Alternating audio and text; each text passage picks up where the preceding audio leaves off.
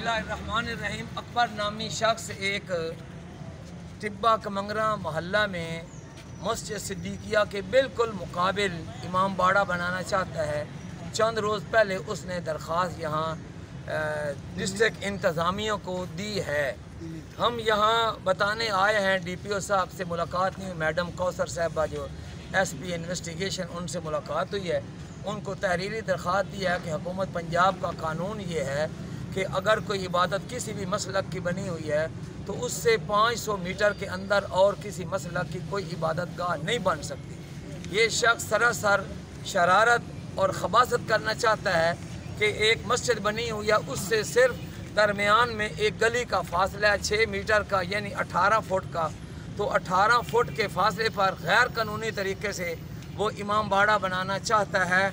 यहाँ की आवाम ने, टिब्बा कमंगरा की आवाम ने फ़ैसला किया है कि कोई नाजायज़ काम हम नहीं करने देंगे।